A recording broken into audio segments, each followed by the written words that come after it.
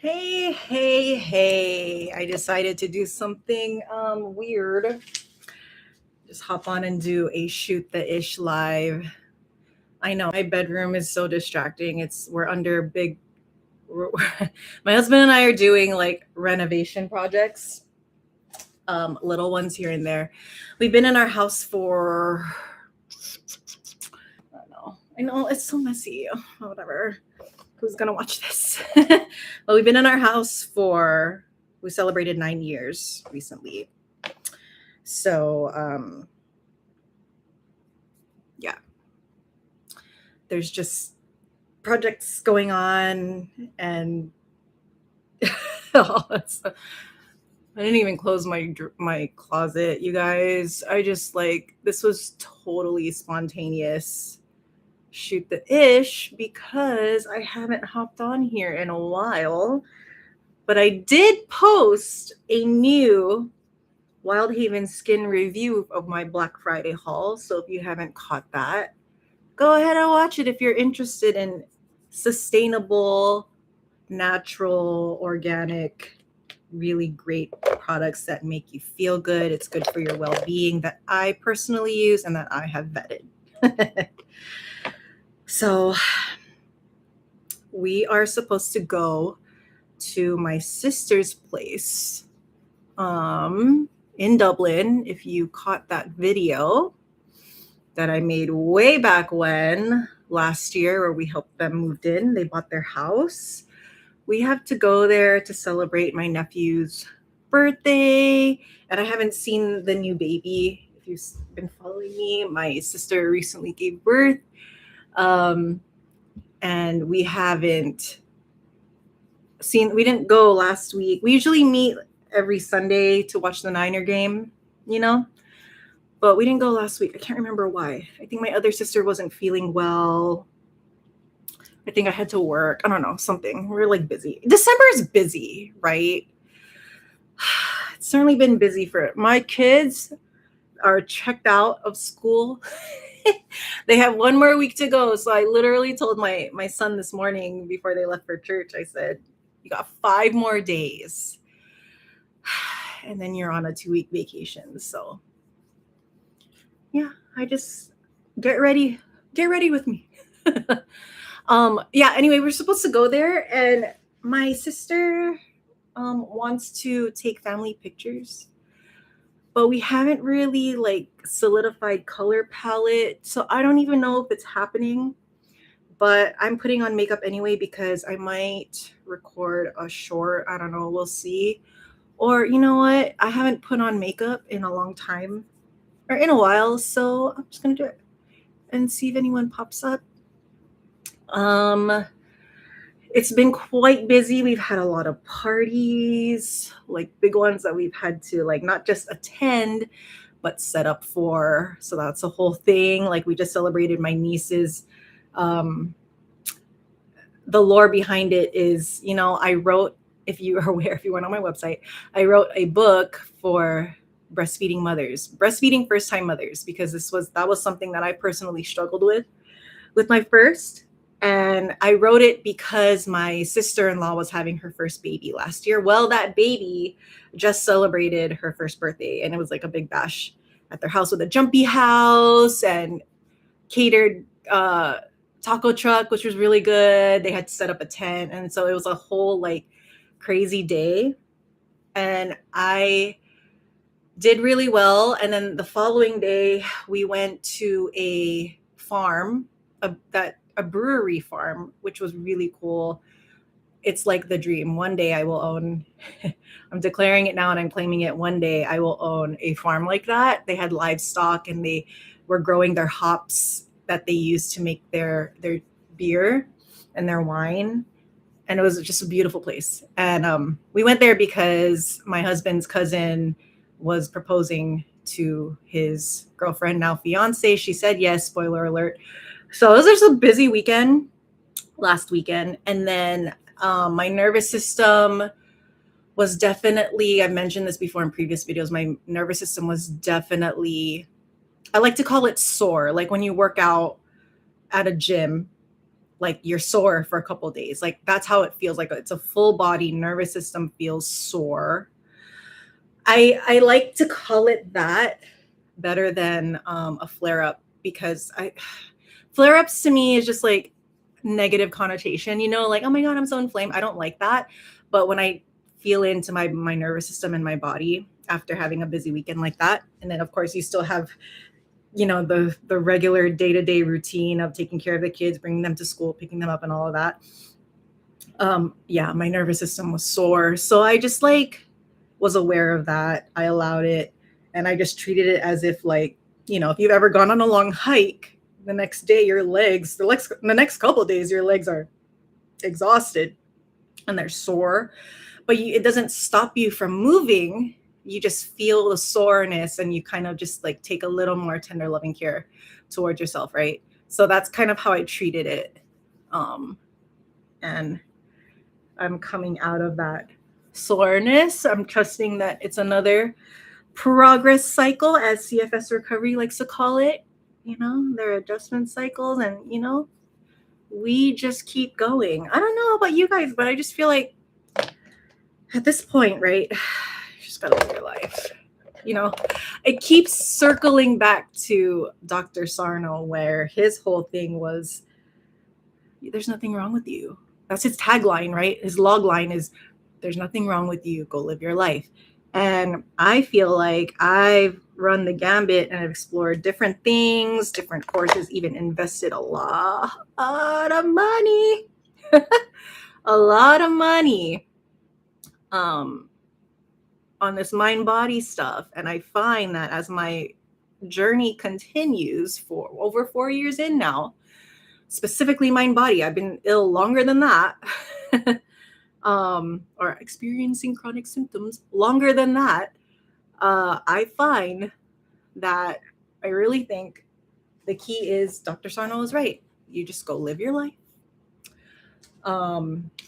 But here's the thing. It has to be aligned to you, the authentic you, the real you that you've had to suppress and repress, and the real you that has been clamoring for your attention, but you just kept going with everybody else, trying to follow a plan or a role that you thought was right, that you were conditioned to follow.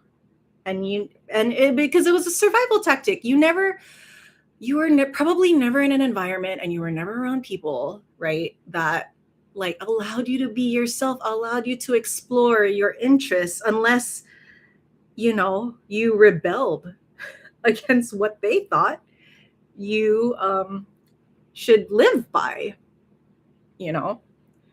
So at least that's what I'm coming to. And I kind of have a theory. I feel like, of course, it depends on your allostatic loads, right?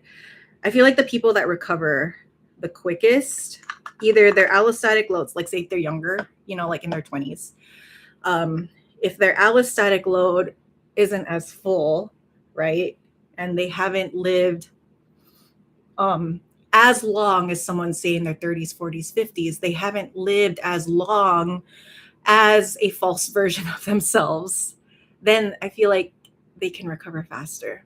But when you're in your 30s and you have a family, I'm going to say 30s, 40s, 50s, when you've been living a role for 30, 40 years, and all of a sudden you get ill and you've been forced to reckon with the fact, like, oh my God, I think the way that I've been living my life and my choices they're not aligned, And a lot of I'm not saying that, okay, and I'm not saying that having a family, like I have 3 kids, I'm not saying that wasn't aligned. I think it was, I'm understanding that it's the way that I went about it, like the role that I thought I needed to play. It's not new. It's that common thing, like, oh, I have to do everything. Nobody supports me. I'm so overwhelmed all the time. It's that narrative, super common narrative, especially that, society likes to push, and it's valid. I will say, being a mom, is not easy. Everyone can agree, even the moms who fully enjoy it. It's their life's purpose. They it's a dream come true. They wanted to raise families for their whole lives. Even they will attest it's freaking hard. So where am I going with that? Yeah, so I think I was just trying to be too much. That was unaligned. I'm finding not aligned at all. And so that's why I think for some of us, we have to take a step back and like Helmet says, like go into a bubble, because we have to get to know our real selves for the first time. That's what I'm finding. That's why I've been spending so much time alone. Like even my sister came over because I watched her kid on Friday, and she came over to pick him up, and she goes, they call me Manang. She goes, nobody's seen you for 3 years. And I'm like, I know, but that's by choice. Like when you're raised conditioned to be a chronic people pleaser in order to survive your environments, and you have like a really wonky sense of self, then you don't know who you are, and you need to spend that time with yourself to figure out what you like and what you don't like. But I caveat that, and to say that you also need to challenge yourself and try different things and go out again, so that you can get the feedback. Like you can really know now with a new lens, like, do I like this or do I not? And sometimes it took me a long time to realize, like, I didn't even know how to answer that question for a very long time. So I just tried doing stuff just to get the feedback from myself. Like, do I like this? Do I not? I don't know. So, my sister is texting. Is anyone in the chat want to leave a question? Leave a question, or I don't know. We're just shooting the ish here. So hard to stop people. Hi, BH. So hard to stop people pleaser. Take time for me. It is. And you know what? For women, it's virtually, it is so difficult to break that conditioning, because that's what we used to survive, right? When you're a kid, if people don't like you, you're banished from the tribe. You're abandoned. Like, that's a huge inherent fear that all humans have, whether you can feel it or not. It's there because we were made to connect with people, right? So, hi. Where are you chatting from, by the way? I'm so happy you're here. Thanks for jumping on my shoot the ish. Are you on your mind body journey also? Or how did you land on this? Did you just find me randomly? Some random girl just like putting makeup on, getting ready for the day. So funny. I love it. I love meeting you guys. I feel more connected to you guys because this is the real me that you guys are seeing right now. I'm super weird. I like to talk because I'm a 5'1" self-projected projector, if you know human design. But that's another story for another time. I know, look, I'm just putting blush all over the place. Lids, bridge of the nose, top of the forehead to look sun-kissed, because I think we're taking family pictures today. I don't know, but I'm putting like a lot. From France, bonjour. Terrible accent, but hello, welcome. Sorry for you. Your English is great. Your English is fantastic. So, do you know BH? Do you know the Mindful Gardener? Like, I'm one of his moderators for his Facebook group. He's very funny, but also, you guys, I will clue you in because we chat on WhatsApp when we plan things. And he is extremely kind. Hi. Hello. Well, I don't know anything else in French. I've never been to France. What part of France are you from? You don't mind me asking. A stranger on this internet. Just don't give too many details because, your confidentiality is important. Oh, man. So funny. What was I saying? Oh, you guys, Helmet from the Mindful Gardener. I'm happy to report he is so kind, you guys. He's very encouraging. Even in my own, like, I've had a few wobbles on this journey, like personal wobbles. And I would message him every once in a while because I don't want to bother him too much. I know he's so busy. And he's so encouraging. Like, Paris and West Coast, beautiful. I want to go there. The furthest I've been to Europe is Istanbul, but I haven't been to actual like Europe, you know. Okay, what shall we do now? Is it beautiful there? Is it cold right now? I miss it. I love the European Mediterranean. I'm in California. It's very different. Actually, when I studied abroad in Istanbul, I didn't want to come back. I was like, oh my God, I can make a life here. I love the culture. The pace is, I love the pace, you know? Okay.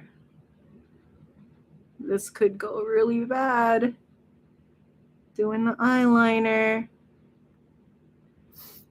And I'm in California, Northern California.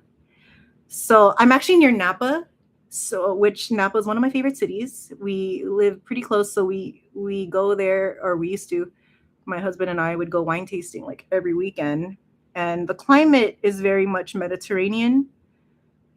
So I can't really complain in California, northern part, kind of a rural part, middle of nowhere.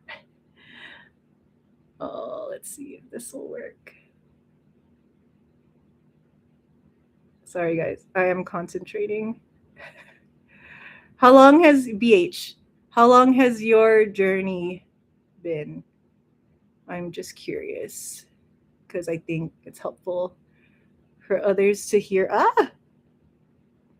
Okay, note to self. Don't talk while putting on eyeliner because it gets crooked. Okay, I'm going to not talk. Oh my God. I think I need a new eyeliner. It's not eyelining in the way that I want.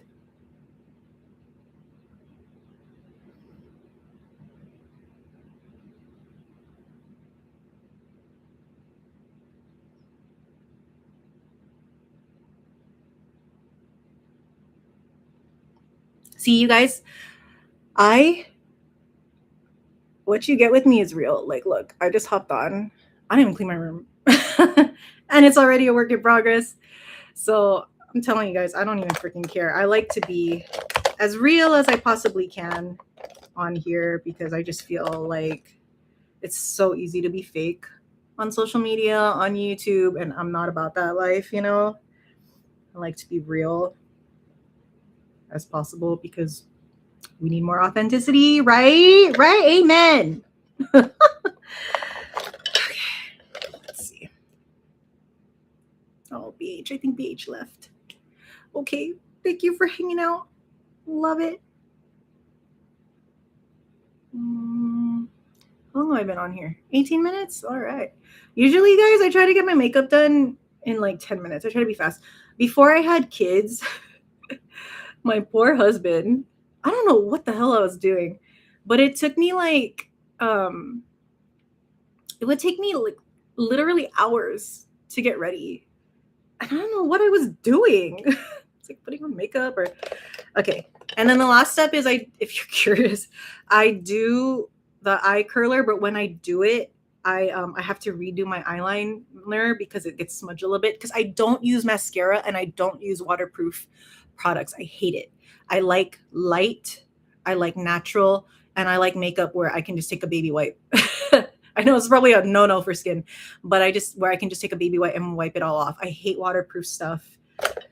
If I cry, I never wear mascara, but in the instances, the very rare instances that I do, if I cry, then it's like, oh, well, then it's going to be smudged. That's just how it goes. I hate waterproof stuff. BH, 3 years of perfect storm, 25 years of OCD, stuff like that. Born in dysfunctional family. Amen. Me too. Me too. We are a club. I think it's most people, to be honest. But I do, when I see families and kids where it's clearly, you know, their parents have done the work and to unlearn the dysfunction, and they're really trying to, move on to no dysfunction. What a blessing. I'm like so happy for those kids because they're getting a great advantage and a solid foundation of love and care, unconditional love and care. 3 years of perfect storm. All right, yeah, just keep allowing, keep looking at your life and see like what changes do I have to make? Because that's what I found.